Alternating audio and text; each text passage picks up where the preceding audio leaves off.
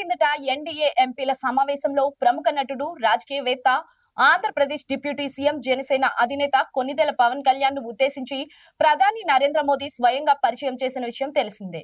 Andhra Pradesh assembly ఎన్నికల్లో తాను పోటీ చేసిన అన్ని స్థానాలను గెలుచుకోవడం ద్వారా పవన్ కళ్యాణ్ జనసేన పార్టీ చారిత్రాత్మక విజయంతో రాజకీయ రంగాన్ని తుఫానుగా తీసుకున్నందున ఉరుములతో కూడిన కరాతల ధ్వనుల మధ్య ఈ వ్యాఖ్య వచ్చింది. సరిగ్గా ఇప్పుడు అదే పొలిటికల్ తుఫాను మహారాష్ట్ర ఎన్నికల్లోనూ కనిపించబోతుంది. మహారాష్ట్ర ఎన్నికల ప్రచారంలో ఏపీ డిప్యూటీ సీఎం జనసేన అధినేత కొనిదెల పవన్ కళ్యాణ్ కీలకంగా వ్యవహరించనున్నారు.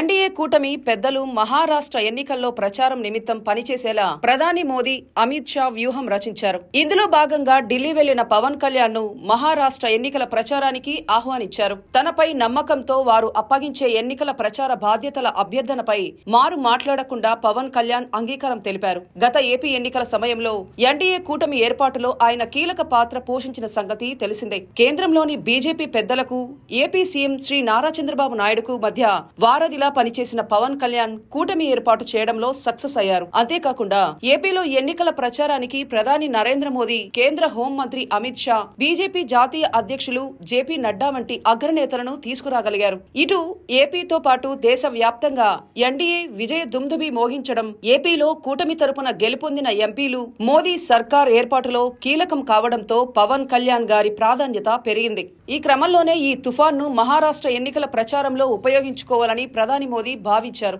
మహారాష్ట్రలోని తెలుగువారు ఎక్కువగా నివసించే ప్రాంతాల్లో పవన్ కళ్యాణ్ ఈ నెల 16, 17 తేదీల్లో బీజేపీ తరపున ప్రచారం చేయనున్నారు. ఇందుకోసం బీజేపీ సీనియర్ నేతలు ఇప్పటికే ఏర్పాట్లు చేస్తున్నారు. మొన్న మధ్య జరిగిన తమిళనాడు ఎన్నికల్లోనూ పవన్ కళ్యాణ్ బీజేపీ తరపున ప్రచారం చేశారు. పవన్ కళ్యాణ్ కి ఉన్న సినీ గ్లామర్ తో పాటు సనాతన ధర్మం కోసం పవన్ చేస్తున్న పోరాటం వంటి విషయాల నేపథ్యంలో ఎన్నికల ప్రచారంలో ఆయన కీలకంగా మారబోతున్నారని జాతీయ స్థాయిలో విశ్లేషకులు చర్చిస్తున్నారు.